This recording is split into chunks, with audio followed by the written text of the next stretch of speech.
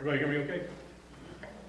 So like David said earlier, I was in his office earlier today, we were chit-chatting, and I read him this story. He goes, yeah, I do that for Devo tonight. I was like, okay. So the topic is a topic that's close to, I'm sure, most of you all. Donuts. We all know the parables of the sower, the wheat and the tares, the parable of the hidden treasures. But how many have heard the parable of the donut? So with that in mind, here we go. There was a boy by the name of Steve who was attending school in a western state. Mr. Christensen, the teacher, taught at this particular school.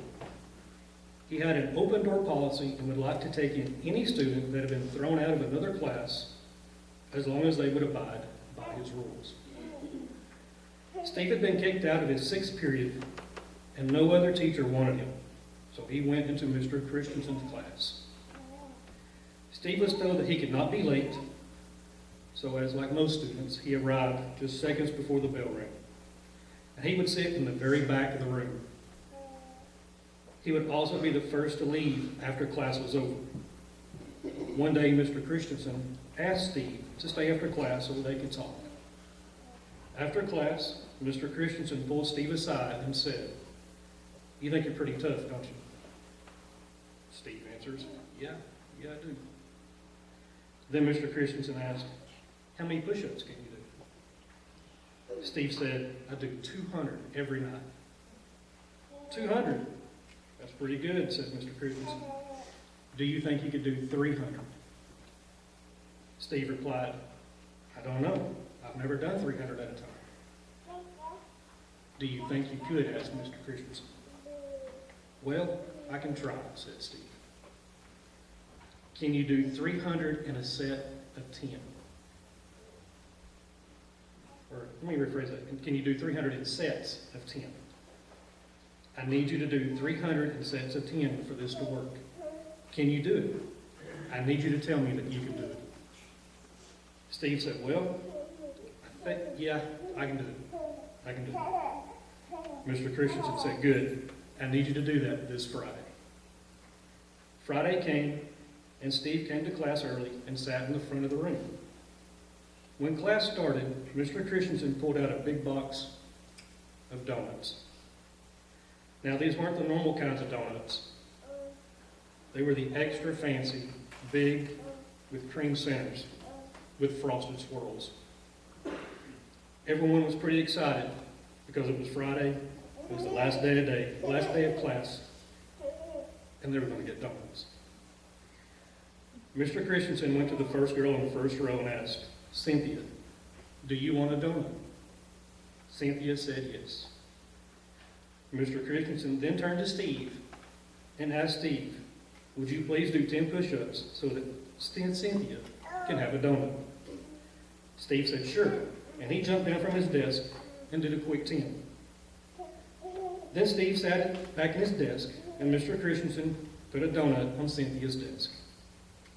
Mr. Christensen then went to Joe, the next person, and asked, "Joe, would you like a donut?" Joe said yes. Mr. Christensen asked, "Steve, would you do 10 push-ups so Joe can have a donut?" Steve did 10 push-ups, Joe got a donut. And so it went down the first aisle. Steve did 10 push-ups for every person before they got a donut. And down the second aisle till Mr. Christensen came to Scott. Scott was the captain of the football team and the center of the basketball team. He was very popular and never lacking for female companionship. When Mr. Christensen asked Scott, "Do you want a donut?" he replies, "Well, I can do my own push-ups." Mr. Christensen said, "No, Steve has to do that." Then Scott said, "Well, I don't want one then." Mr. Christensen then turned to Steve and asked, "Steve, would you do 10 push-ups so Scott can have a donut that he does not want?" Steve started to do the 10 push-ups. And Scott yelled, "Hey, I said I didn't want one. Mr. Christensen said, look, this is my classroom, my class, my desk, my donuts. Just leave it on the desk if you don't want it. And he put a donut on Scott's desk. Now by this time, Steve had begun to slow down a little. He just stayed on the floor between sets because it took too much effort getting up and down. You could start to see a little perspiration coming around his brow. And Mr. Christensen started down the third row. Now the students were beginning to get a little angry. Mr. Christensen asked Jenny, Jenny, do you want a donut? Jenny said no. Then Mr. Christensen asked Steve, Steve, would you do 10 push-ups so Jenny can have a donut that she does not want? Steve did 10, Jenny got a donut. By now the students are beginning to say no, and they were all these uneaten donuts on the desk. Steve was also having to really put forth a lot of effort to get these push-ups done for each donut. There began to be a small pool of sweat on the floor beneath his face. His arms and brow were beginning to get red because of the physical effort involved. Mr. Christensen asked Robert to watch Steve to make sure he did 10 push-ups in a set because he couldn't bear to watch all of Steve's work for all those uneaten donuts. So Robert began to watch Steve closely, and Mr. Christensen started down the fourth row. During his class, however, some students had wandered in and sat along the heaters located on the sides of the room. When Mr. Christensen realized this, he did a quick count and saw 34 students now in the room.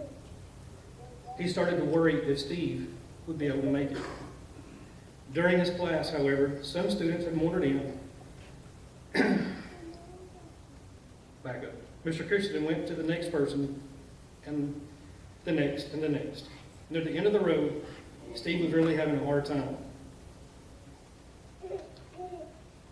He was taking a lot more time between each set. Steve asked Mr. Christensen, do I have to make my nose touch the floor on each one? Mr. Christensen thought for a moment and said, well, they're your push-ups. You can do them any way that you want. And Mr. Christensen went on. A few minutes later, Jason came to the room. This is a new student now that's walked in. And was about to come in, and all the students yelled, no, don't come in, stay out. Jason didn't know what was going on. Steve picked up his head and said, no, let him come in. Mr. Christensen said, you realize that if Jason comes in, you will have to do 10 push-ups for him as well. Steve said, yes, let him come on in. Mr. Christensen said, okay, I'll go ahead and let you get Jason's out of the way right now. Jason, do you want a donut? Yes, he replied. Steve, will you do 10 push-ups so Jason can have a donut? Steve did 10 push-ups very slowly and with great effort. Jason, bewildered, was handed his donut and he sat down. Mr. Christensen finished the fourth row, then started among those seated on the heaters. Steve's arms were now shaking with each push-up in a struggle to lift himself against the force of gravity. Sweat was dripping off of his face, and by this time, there was not a dry eye in the room. The very last two girls in the room were cheerleaders and very popular. Mr. Christensen went to Linda, the second to the last, and asked, Linda, do you want a donut? Linda said very sadly, no, thank you. Mr. Christensen looked at Steve and said, Steve, would you do 10 push-ups so that Linda can have a donut that she does not want? Grunting from effort, Steve did 10 very slow push-ups for Linda. Then Mr. Christensen turned to the last girl, Susan. Susan, do you want a donut? Susan, with tears flowing down her face, asked, Mr. Christensen, can I please help him? Mr. Christensen, with tears of his own flowing down his face, said no. He has to do it alone. Steve, would you do 2 push-ups so Susan can get her donut? As Steve very slowly finished his last push-up, with the understanding that he had accomplished all that was required, having done 350 push-ups. His arms buckled beneath him, and he fell to the floor. Mr. Christensen turns around and says to the room, "This is how it was with our Savior Jesus Christ. He said to the Father, 'Into thy hands I commend my spirit.' With the understanding that he had done everything that was required of him, he collapsed on the cross and died, even for those who didn't want the gift. And just like some of those in this room, many choose not to accept the gift that was provided for them."